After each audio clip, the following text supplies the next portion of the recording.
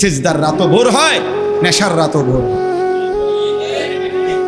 হ্যাঁ, আজ রাত যে যুবক আল্লাহকে সিজদা দেয় তারও ভোর হয়, যে মদের নেশায় পড়ে থাকে তারও কি হয়ে যায়, ভোর হয়। স্বার্থপর এই দুনিয়া যুবক, নওজওয়ান মনে রাখো, স্বার্থপর এই দুনিয়া, কারো কথা মনে রাখে না, কারো জন্য থেমে থাকে না। আমি এই পরশুদিন দেখছি, গতকালকের আগের দিন সকাল 6:30 বাজে আমি আমার বাজারে, ময়নামতি সাবের বাজার, ওইখানে দেখছি একটা হাইয়েস্ট গাড়ি একটা ট্রাকের মুখোমুখি হইয়া, হাইয়েস্ট গাড়িটার ড্রাইভারটা জাগাত তারে বাইরে করছে টাইম না হেসরাইয়া, কিছুক্ষণের মধ্যে লোকটা মারা গেছে। আমি একটা জিনিস খেয়াল করছি, অনেকক্ষণ তাকাইয়া আমার সাথে ড্রাইভারের আমি বললাম, কি স্বার্থপর এই দুনিয়া, একটা গাড়ি কেউ তার জন্য থামলো না, কারো হাতে সময় নাই, সবাই হরন দিয়া সাইড করে এমনে হেমনে করে সব চলে যায়, কোনো ড্রাইভারও থামে না বন্ধু, যে একটা লোক তো মরে গেছে, আরে মরে গেছে, তুই মরে গেছ, আমার হাতে সময় নেই। এই জন্য স্বার্থপর এই দুনিয়া, বড় স্বার্থপর, হয় কারো জন্য থামে না, কারো কথা অপেক্ষা করে না, চলতে তোমার কথা কেউ মনে রাখবে না। তুমি যদি নষ্ট হয়ে যাও, তুমি যদি কবরে আযাব হয়, তোমার যদি জাহান্নামের আগুন তোমারে পুড়তে হয়, আল্লাহর কসম বন্ধু, তোমার পতন তুমি করে দিলা, নিজের নষ্ট তুমি করে দিলা, শেষ পর্যন্ত দেখবা কেউ তোমার কথা মনে রাখবে না। এই পৃথিবী ধোঁকা, ধোঁকা। চলো এই জন্য আল্লাহর দিকে ফিরে আসি। ইল্লা মান তাবা ওয়া আমানা ওয়া আমিলা সালিহান, আল্লাহ বলে যে গুনাহ ছেড়ে দিয়ে তওবা করলো, আমি আল্লাহকে বিশ্বাস করলো এবং পুনরায় আবার নেক আমল শুরু করে দিল, ফাউলাইকা ইয়াদখুলুনাল জান্নাহ, আমি আল্লাহ ওয়াদা দিলাম, আমি আল্লাহ তাদেরকে জান্নাতেই ঢুকায়া দেব। ওয়ালা ইউজলামুনা শাইআ, কোনো জুলুম করা হবে না এক বিন্দু, অর্থাৎ পেছনের গুনার জন্য আমি লজ্জা দেব না, বরং তওবা করার কারণে, ফিরে আসার কারণে, নতুন করে আবার নামাজ সেজদা বন্দিগি পাক পবিত্র জীবন চলার কারণে এখন থেকে নিয়ে বাকি জিন্দেগির আমলের বরকতে জান্নাত দিয়ে দেব। এই জন্য প্রিয় সন্তান, প্রিয় কিশোর, নওজওয়ান, যুবক, চলো ইনশাআল্লাহ বদলাইবার সিদ্ধান্ত নেই। সবাই এই পরিমাণ শাহওয়াত, এই পরিমাণ অবৈধ কামনা বাসনা, নারী ছবি অশ্লীলতা বেহায়াপনাতে মাতাল হয়ে গেছে বন্ধু, চারিদিকে, সমাজের চারিদিকে। হজ্জের সফরে ছিলাম, যে কয়দিন যাই খোঁজ খবর নিছি, দেশের খবর একটাই, হত্যা, খুন, ধর্ষণ, নারী নির্যাতন। আর সবচেয়ে আশ্চর্যের কথা হলো, আমি মনে হয় আমার এই ছোট্ট হায়াতে গত 30 বছরে আমি যেই কথাটা এতবার শুনি নাই, গত 2 মাসে বারবারই শুনি চারিদিকে পরকিয়া। এটা এই পরিমাণ সমাজে বেড়ে গেছে, অসভ্যতা, যে স্বামী থাকতো নারী অন্য পুরুষের প্রতি আসক্ত, স্ত্রী থাকতো ওই জানোয়ার অন্য নারীতে আসক্ত, এটা খুব বেশি পরিমাণ বেড়ে যাচ্ছে, যার কারণে আপনজনকে হত্যা করতে পর্যন্ত লজ্জিত হচ্ছে না। এর চাইতে বড় আশ্চর্য, আশ্চর্য বাংলাদেশে এর চাইতে বড়, এর চাইতে দুর্দর্শ হত্যার ঘটনাও 2 দিনে কি হয়ে যায় খবর বোঝা যায়, কিন্তু এখানে কেন বোঝা যাচ্ছে না? বোঝা যাচ্ছে এটা স্পষ্ট, আপনজনের এটা ধামাচাপা দেওয়ার জন্য সব রকমের প্রসেসিং করা হচ্ছে, সব প্রসেসিং করা হচ্ছে। অসহায় ইমাম মুয়াজ্জিনকে বেইজ্জতি কেউ করতে পারে নাই, কোন আলেমে দ্বীন ইনশাআল্লাহ বেইজ্জতি হবেও না ইনশাআল্লাহ। মনে রাখি, মনে রাখি, গতকালকে রাত্রেও আমাদের কুমিল্লায় গত 3 মাস আগে একজন আলেমে দ্বীনকে একজন প্রিন্সিপাল বেইজ্জতি করছিল, অপমান করে সামান্য অজুহাতে মসজিদ থেকে বিদায় করে দিছিল। ওই কলেজের ছেলেরা গতকালকে রাত্রে ওই মসজিদের ভিতরে ঢুকাইয়া 9 ঘন্টা আটকাইয়া তারে তার হাতে ছাত্রদের উপস্থিতিতে তারে পদত্যাগ পত্র দিয়া ঘাট ধরে কলেজ থেকে বের করে দিছে। আল্লাহ তাআলা বেইজ্জতি করে দেখায় দিছে। ছাত্ররা বলছে, স্যার সই দেন, আপনারে 50 টাকা দিব। মানে 50 টাকা, 100 টাকার লোভ সামলাইতে পারেন নাই, নেন পদত্যাগ পত্র, সই দেন। এজন্য দোস্ত, নারীর আসক্তি, জিনা, বেবিচার, পরকীয়া, অসভ্যতা, যুবক ভাই তোমরা বাঁচতে হবে। নওজোয়ান, আল্লাহ যদি হায়াত দেয় তোমরে, আগামী সময়টা তোমরা তো পৃথিবীতে থাকতে হবে। এই সমাজ, এই দেশ তো আলাদা করতে পারতা না, তুমি তো এই জমিন ছেড়ে দিতে পারতা না বন্ধু। সম্পদ যদি হয়, তোমরা সব ছেলে তো একসাথে চাঁদের দেশে যাইতে পারতা না, আরেকখানে যাইতে পারতা না। এই সমাজ নিয়ে বাঁচতে হবে, এই দেশ, এই মাটি, এই এলাকা নিয়ে তো তোমাদেরকে বাঁচতে হবে ভাইয়া। তাহলে এই সমাজ যদি তোমরা এভাবে নষ্ট করে দাও, তোমরা যদি সবাই বেনামাজি হয়ে যাও, নারী, ছবি, মোবাইলের অস্থির দৃশ্য ছাড়া যদি তোমাদের রাত না কাটে, দিন না কাটে, আগামী 20 বছর তোমরা সমাজ, তোমার অঞ্চল, তোমার ঘর পরিবার নিরাপদ থাকবে কেমনে? বাঁচবা কেমনে? চলবা কেমনে? চলবা কেমনে বলো ভাইয়া?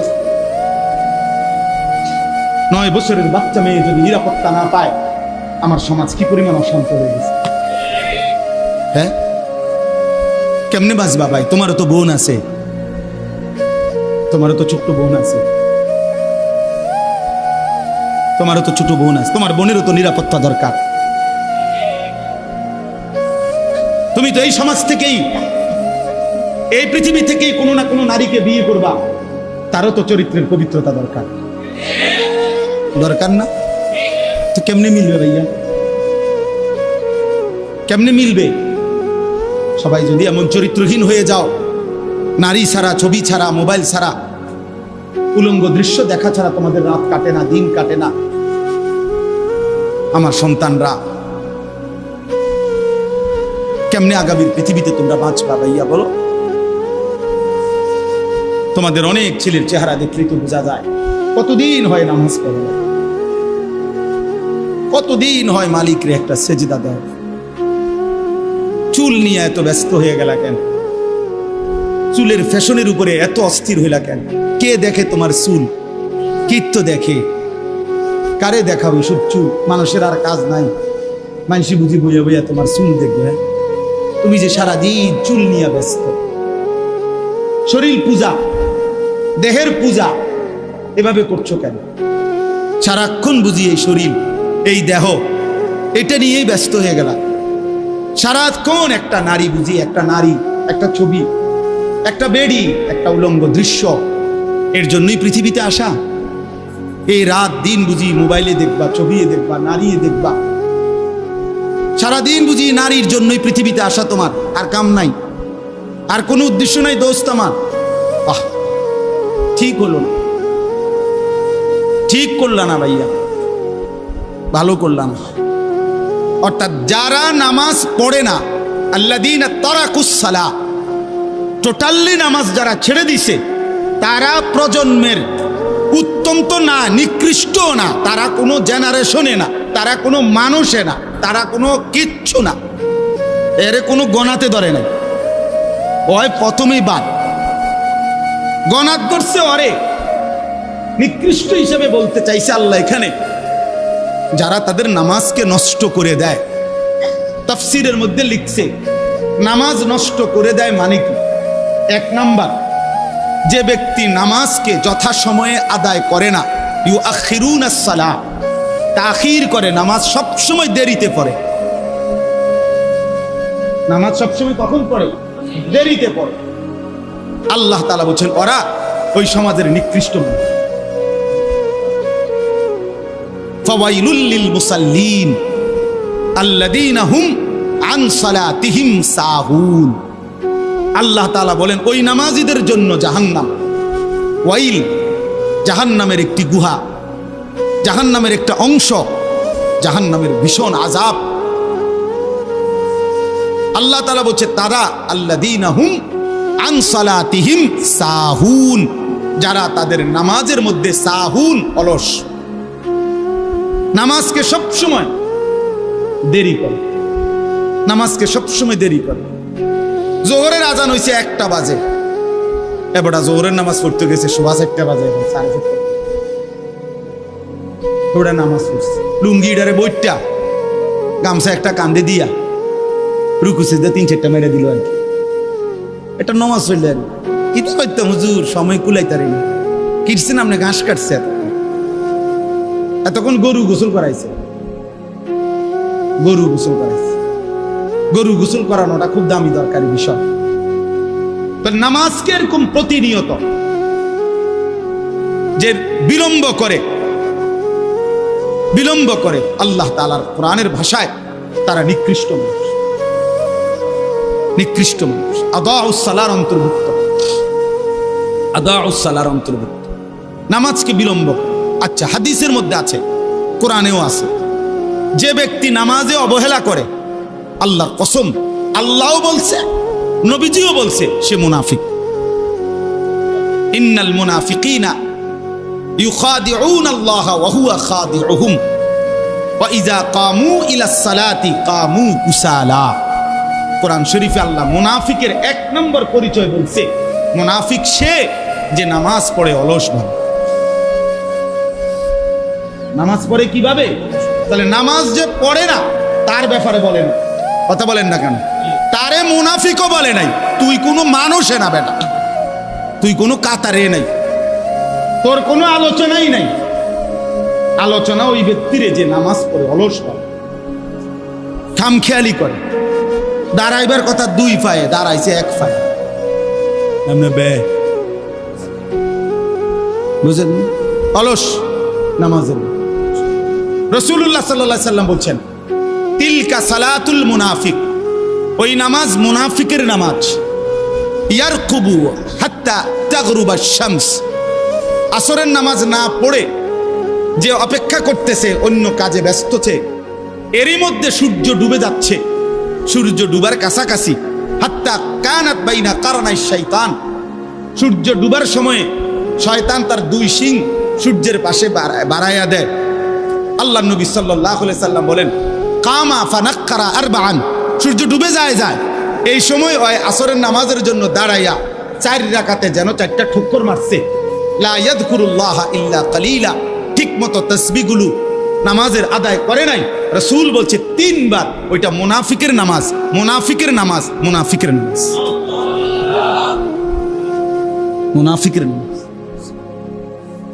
তোর মতো নিকৃষ্ট, নির্লজ্জ, বেহায়া আল্লাহর জমিনে তো কোনো কুত্তাও হয় না, কোনো কুত্তাও তো এরকম হইতে পারে না।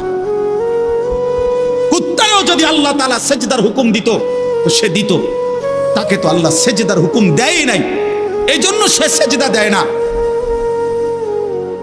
তুমি নাফরমানের তো আল্লাহ সেজদার হুকুম দিছিল, দিলা না কেন? তোমার তুলনা তো জানোয়ারের সাথেও হয় না।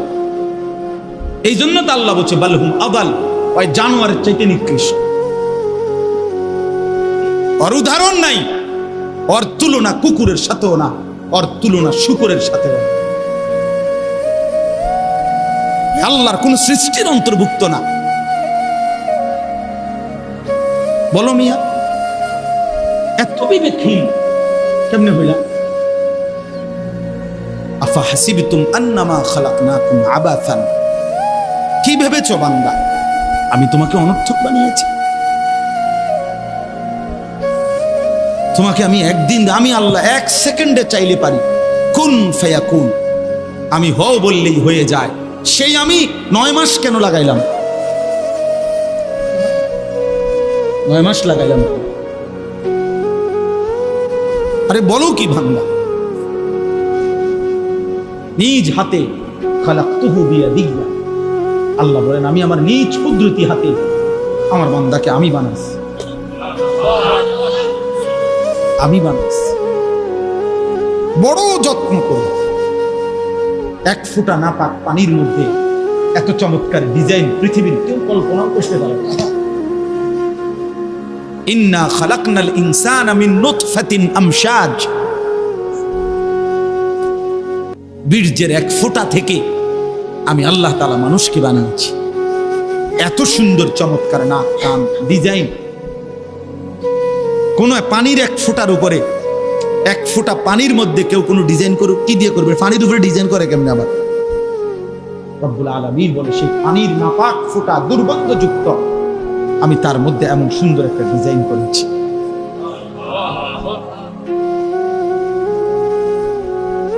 কেমনে ভুলে গেলাম? মা গাররাকা বিরাব্বিকাল কারীম, আমার মতো মেহেরবান দয়ালু মাওলা 24 ঘন্টা যে তোমাকে অজস্র অগণিত নিয়ামত দিচ্ছি, এই আসমান জমিন, এই চাঁদ সূরজ আলো বাতাস, এক সেকেন্ড বান্দা এই বাতাস বন্ধ করে দিলে তুমি নিশ্চিহ্ন হয়ে যাবে। তুমি এই পৃথিবীতে নিঃশ্বাস ত্যাগ করে মৃত্যুবরণ করবা। একটা নিঃশ্বাসের জন্য তুমি এতটা মুখাপেক্ষী আমি আল্লাহর কাছে, সেই আমাকে একটা সিজদা দিবা না? সেই আমাকে একবারও ডাকবা না?